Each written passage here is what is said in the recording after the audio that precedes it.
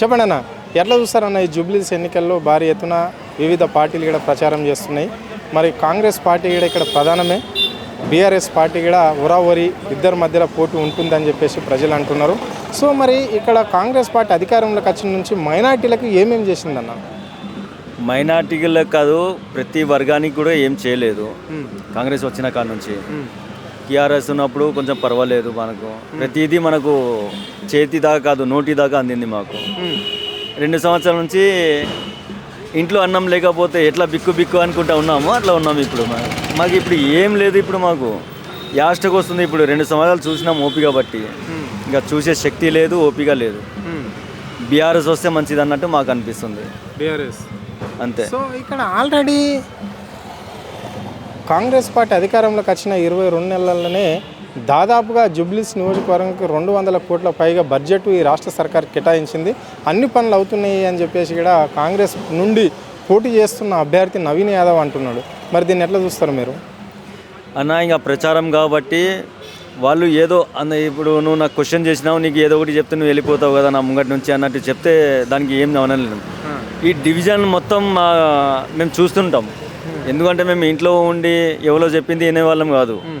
ప్రతి డివిజన్లో ప్రతి బస్సు మేము ఏదో ఒక రోజు వెళ్తూనే ఉంటాం మేము. కానీ ఎక్కడ ఏ పని జరగట్లేదు. 22 నెలలు అవుతుందని మీరు అంటున్నారు, మేము 2 సంవత్సరాలని మేము అనుకుంటాం. ఇగో ఇట్లా ఇంకొకటి ఏమనుకుంటానే, వచ్చి 3 సంవత్సరాలు అవుతుందిరా నాయన ఇది చేస్తలేదని. చేస్తలేదు. కరెంట్ కొరత ఉంది చాలా. ఇప్పుడు మోరీలు నిండిపోతే మోరీలు సాఫ్ చేసేవాడు లేడు. కరెంట్ పోతే ఒక్కడు పట్టించుకుంటే లేడు, ఫోన్ చేసినా అని. స్ట్రీట్ లైట్ పోతే నెల తెరబడి అట్లనే ఉంటుంది. అది ఒకట. ఇంతకుముందు గోపీనాథ్ సార్ చేసిన పనులకు ఇప్పుడు చూస్తే చాలా దారుణంగా తయారైపోయింది. ఇప్పుడు జూబ్లీస్ కాన్స్టిట్యూన్సీ అయితే ఇంతకుముందు లైట్ ఉన్న వెలుతురులాగా ఉన్నాయి, ఇప్పుడు లైట్ పోయిన కరెంట్ ఇది చీకటిలాగా అయిపోయింది. మాకు ఎంఐఎం అధినేత అసదుద్దీన్ ఓవైసీ మాట ఇక్కడ ముస్లింలు పక్కా వింటారు కాబట్టి ఆయన ఏం చెప్తే అదే ఖరారా అని చెప్పేసి అంటున్నారు. కానీ జూబ్లీస్లో ప్రధానంగా ముస్లింల ఓట్లు కూడా 1,20,000 చిల్లరగా ఉంటాయి. మరి అసదుద్దీన్ ఎటువైపు ఉంటే అటువైపే ఇక్కడ అభ్యర్థి డిసైడ్ అవుతాడు అంటున్నారు. మరి ఆ పరిస్థితి ఏమైనా కనిపిస్తుందా? మీరు చెప్పింది స్టార్టింగ్లో టీఆర్ఎస్లో మన కలవక ముందు, మన గోపీనాథ్ సార్ కలవక ముందు వాళ్ళ ప్రభావం ఎక్కువ ఉండే. మైనార్టీ ఓట్లు మొత్తం పోతాయి అని ఒకటి ఉండే. స్టార్టింగ్లోనే పోలేదు. 1కి 2 సార్లు కాదు 3 సార్లు గెలిచిండు గోపీనాథ్ సార్. ఇంకేం ప్రభావం ఉంటుంది? అప్పటి నుంచి వాళ్ళు వస్తూనే ఉన్నారు, గెంగెద్దులాగా వాళ్ళు బ్యాండ్ కొట్టే పోతూనే ఉన్నారు. కానీ అప్పటి నుంచి ప్రభావం పడలేదు. మళ్ళీ ఇప్పుడు ఎందుకు పడుతుంది? ఆల్రెడీ 3 సార్లు గెలిచిండు కదా. స్టార్టింగ్లో భయపడ్డారు జనాలు. అరే ఎంఐఎం కూడా వచ్చి సపోర్ట్ ఇస్తుంది కదా, ఎక్కడ ఓడిపోతాడో, ఇప్పుడు మాగంటి గోపీనాథ్ ఓడిపోతాడు అని అప్పుడే అనుకున్నారు. అప్పుడే లేదు. ఇప్పుడు ఎందుకు? ఇప్పుడు ఆయన చేసిన కళ ఇప్పుడు ఇక్కడ నుంచి చూస్తే దళిత్ సెంటర్ ఉంది, వాటర్ ట్యాంక్ అంటే మాకు వాటర్ది అయితే ఆయన ఇప్పుడు ఆయన దేవుడి దగ్గర పోయిండు. ఆయన ఇక్కడ లేడు. కానీ మాకు ప్రాబ్లం అయితే క్లియర్ చేసిండు అన్న. ఒక 50 సంవత్సరాల వరకు మాకు ప్రాబ్లం అనేది ఉండదు ఇక వాటర్ది. అది ఒకటి చేసిండు. గ్రౌండ్ కబ్జాలో పోతుండే గ్రౌండ్, పిల్లలు ఆడుకొని గ్రౌండ్ కావాలి. ఇది ఇప్పుడు కాదు, రాబోయే తరానికి మనం ఏదో ఒకటి అందించాలి. ఫలానా వాళ్ళు చేశారని గుర్తు ఉండిపోవాలి అని ఆయన కొట్లాడి దానికి ఎంతో ఫైట్ చేసి ఆయన దానికి నిలబెట్టి దానికి గ్రౌండ్ చేసిండు. దాని పక్కన ఫంక్షన్ హాల్ లేదు, మాకు ఫంక్షన్ హాల్ లేదు సార్ అని మనం అడిగితే సరే ఆ ఫంక్షన్ హాల్ కూడా కట్టిస్తా అని అది కూడా చేసిండు. దేవుడు చిన్న చూపు చూసిండు, ఆయన వెళ్ళిపోయిండు. ఆయన వెళ్ళిపోయిన కాడ నుంచి ఇంకా ఆయన చేసిన పనులే ఉన్నాయి తప్ప ఇంకా అప్పటి నుంచి ఒక పని జరగలేదన్న. రైట్. మరి ఓటు చోరీ విషయాన్ని ఎట్లా చూస్తారన్న? ఓటు చోరీ అవుతుంది అని చెప్పేసి మీ బీఆర్ఎస్ వాళ్ళు అంటున్నారు. దీన్ని వాస్తవమేనా కాదా? ఇది మొత్తం పుకారు అన్న. ఇది ఎందుకంటే అది కూడా చెప్తాను.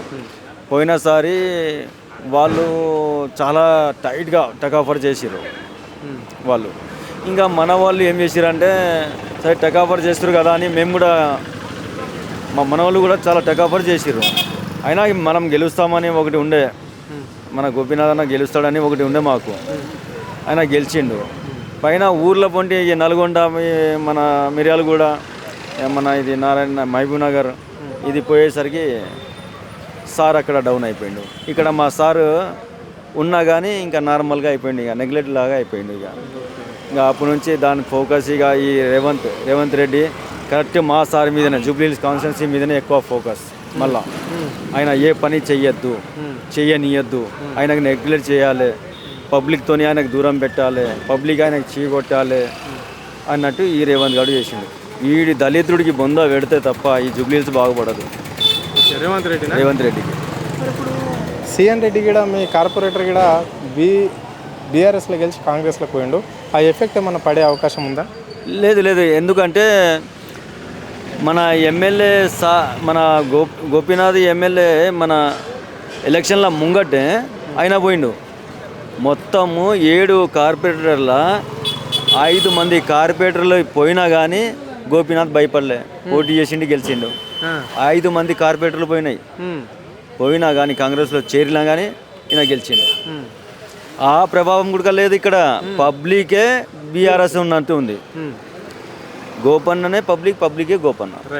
మరి గోపన్న వైబ్ ఎన్ని వేల ఓట్ల మెజార్టీతో మీ సునీతమ్మ గెలవబోతుంది అన్న? ఇప్పుడు మాకు చూసినాక ఇప్పుడు మాకు అర్థమవుతుంది ఏంటంటే సునీతమ్మ ఎప్పుడో గెలిచేసింది.